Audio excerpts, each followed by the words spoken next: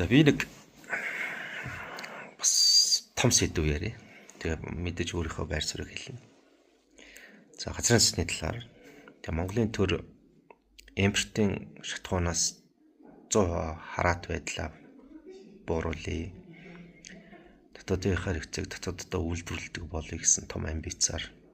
За мэдээж одоо 100% газрын засны хараат байдалтай байгаа учраас одоо үйлдвэрлэх явдал бол гол шийдэл гэж харсан бол л да. За ингээ газрын засны үйлдвэр байгуулах ажил бол эхэлсэн. Энэ бол өнөөдөр энэ эдийн засгийн газрын зээлээр баригдаж байгаа алтан ширээд баригдаж байгаа газрын засны үйлдвэр. За хамгийн сонирхолтой нь энэ үйлдвэрийн хүчин чадал нь өөрөө жилд 1.5 сая тонн түүхий газрын тус ашиглана. За үйлдвэрлэсэн эцсийн бүтээгдэхүүн нь өнөөдрийн байдлаар Монголын хэрэгцээний 50% хангана.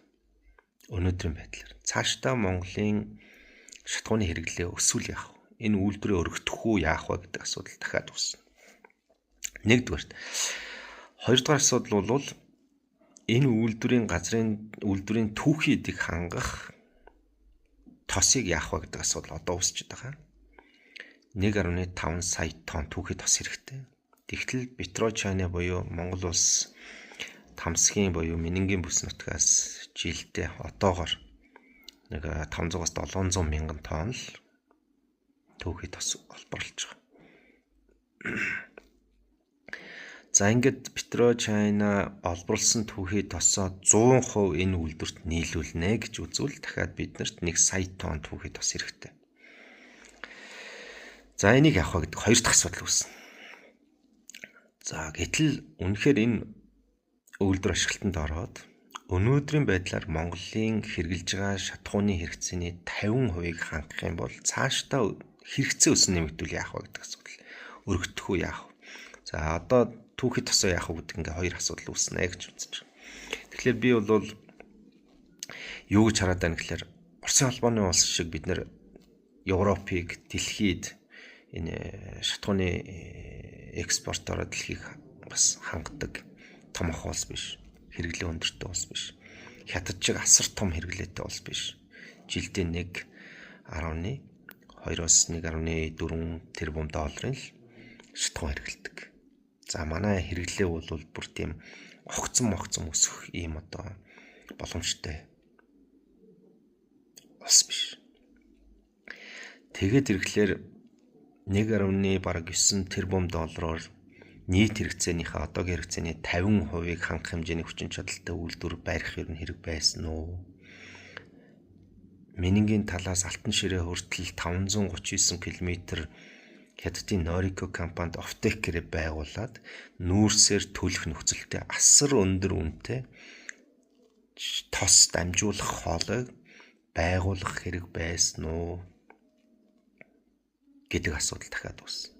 Ингээд энэ дамжуулах хоолой цаашдаа тэр тос олборлох, газрын засны эрэл хайгуул, боловсруулах энэ чиглэлээр оруулах хөрөнгө оруулалт энэ бүхнийг ингээ хараад үзэх юм бол энэ ер нь бүтэлтэй юм болох нь гэдэг нэг юм бодол үсээд байгаа. Тэгэхээр ер нь энийг бүр ойлгох хэрэгтэй.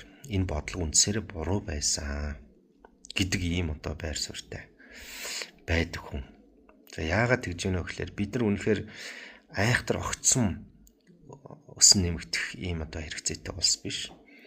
Алсураа өсөн нэмэгдээд нэ гэж тооцох. За дээрэс нь Оросын холбооны улсын экспорт хийж байна. Бруней Хятад Орос сүүлийн үед бас тодорхой хэмжээгээр экспорт хийж. Биднэрт нэг 2-оос 3, 4 их усвэртэй буюу 3, 4 улсаас ингээд шатхуунаа авах, худалдаж авах нөхцөлтэй их усврээ нэмэгдүүлж чадаад төр өөрөө бодлохоороо 1 сарын биш, 3 сарын биш жилийн хэрэгцээг хангах хэмжээний шатхуун нөөцлөх ийм проектоо төр хариуцаад хийцэн тохиолдолд бид нар 3, 4 их усвэртэй байгаа үед 1 жилийн нөөцтэй байгаа үед шатхуун дээр болвол асуудал үүсэхгүй гэж ингэж харж.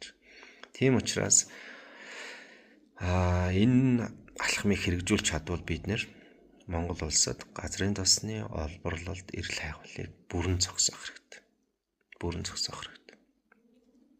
одоо олборлолт хайгуул хийх талбай, ялгсан талбай гэдэг ингээ бодох юм бол доорнууд Сүхбаатар, Доорногов, Өмнөгов, Говьалтай, Дундгов, Говьсөнбөрг маш их газар энэ байгаль экологи цөөлжилт энэ асуудал үүснэ.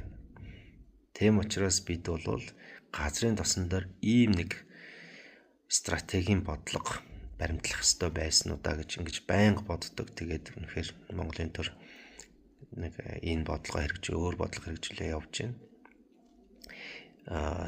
Энэ үе тохиолдолд бол бид нар critical mineral буюу одоо газрын авар элемент, полиметалл, альт, цэс цаашлаад нүүрс мөрсөө 100 жил боловсруулад экспортлоод олборлоод ингээ явхад бол бид нар газрын тосны олборлолт эрэл хайгуул хийхгүйгээр газрын тосны асуудалд бол анхаарал хандуулахгүйгээр явах боломжтой л гэж ингэж хараад байна.